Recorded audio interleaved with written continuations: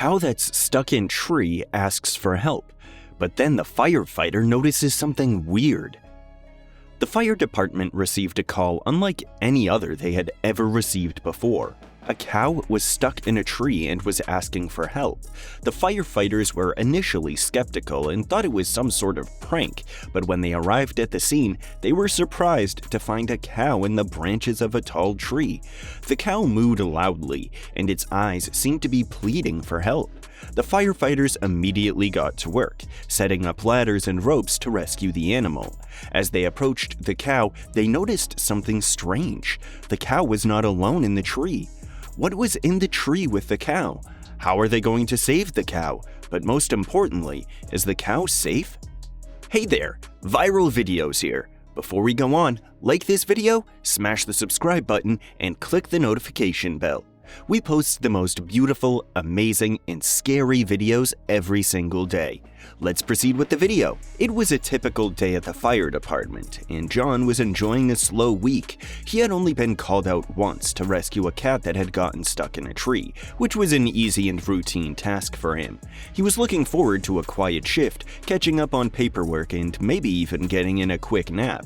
However, his peace was short-lived. As he was about to settle into his desk, he received a strange call. The operator on the other end of the line said that a cow was stuck in a tree and was asking for help. John was initially skeptical, thinking that it might be a prank call or a case of mistaken identity. But as he listened to the operator's description, he realized that this was a genuine emergency. He quickly gathered his team and headed out to the scene, unsure of what to expect. John had been a firefighter for over 30 years, and he had seen it all. From raging infernos to small kitchen fires, he had faced them all with bravery and skill. He had always loved his job, but as he approached retirement age, he began to dream of a quieter life.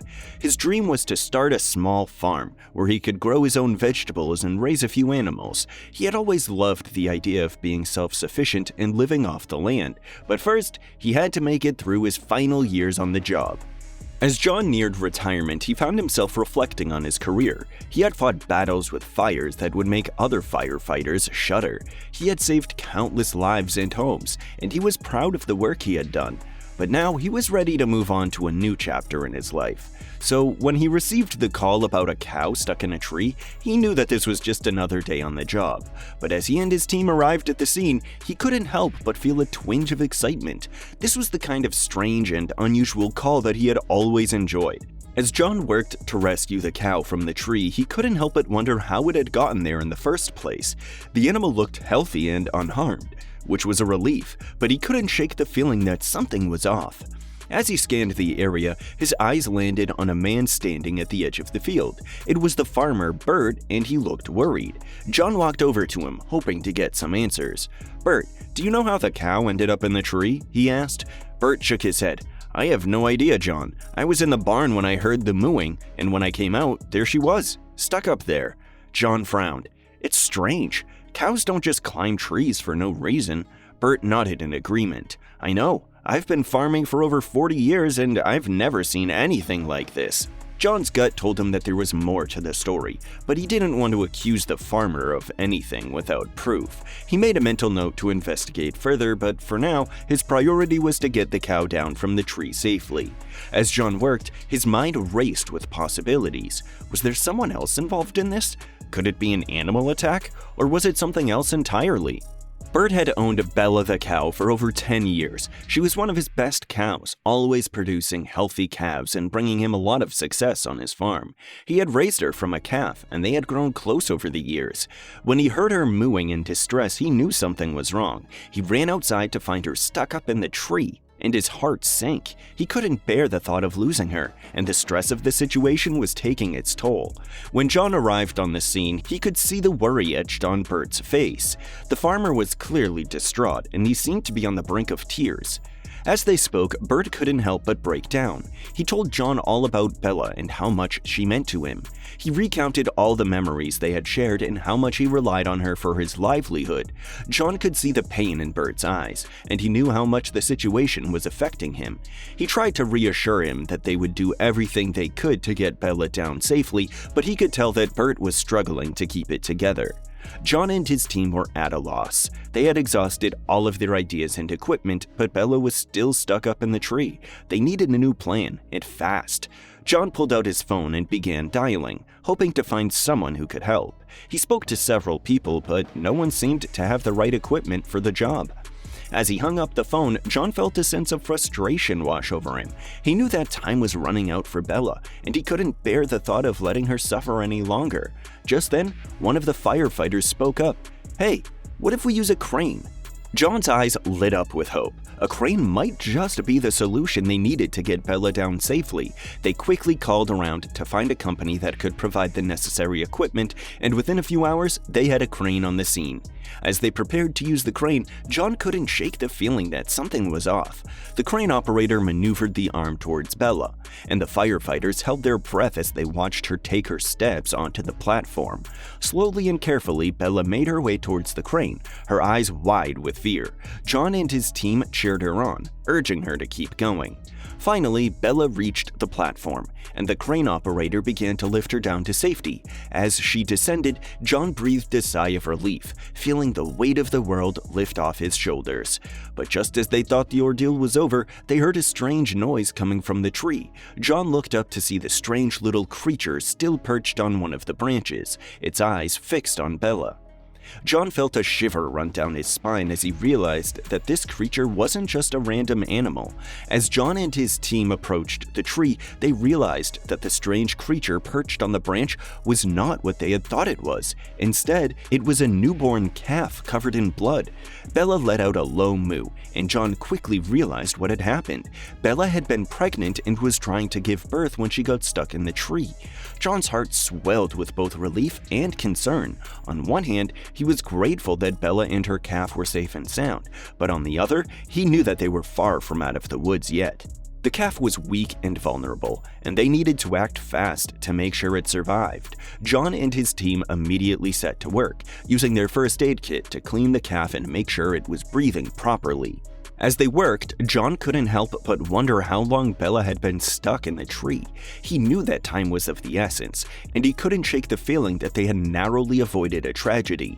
Just then, John's radio crackled to life. It was the station commander asking for an update on the situation.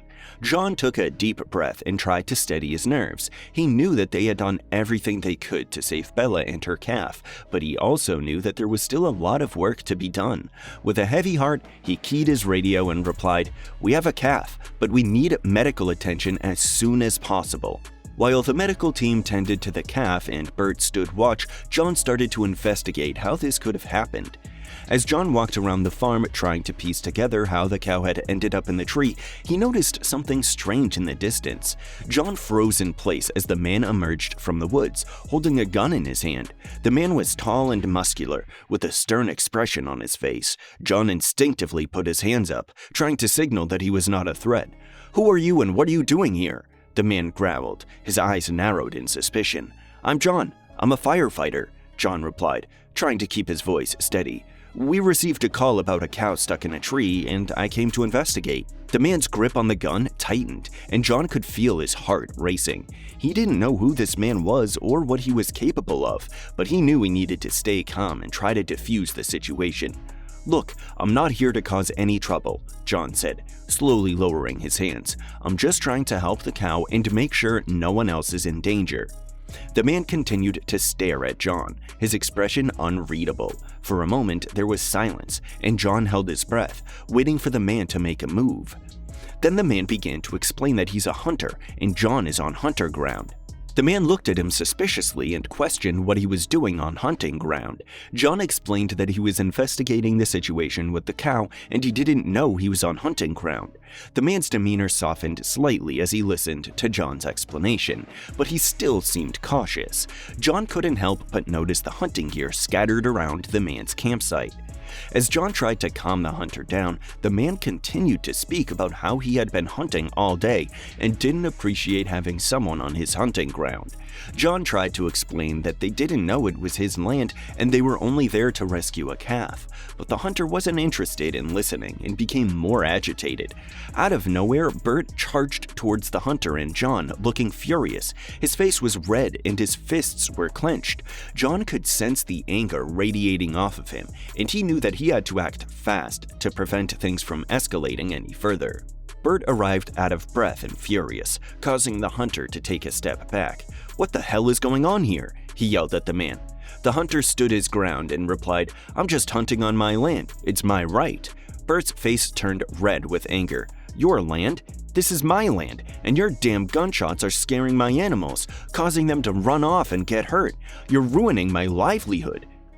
John watched in disbelief as the argument escalated. He knew that he needed to defuse the situation before it got any worse. "Look, we understand that hunting is important to you, but it's causing damage to this farm. Is there any way we can come to a compromise?" The hunter sneered at John. "Why should I compromise? This is my land, and I have the right to do what I want on it." Bert stepped forward, his fists clenched. "You better start listening to reason before we take action." The hunter laughed and raised his gun. "You think you can scare me with your threats? I have a permit to hunt, and I'll do what I damn well please."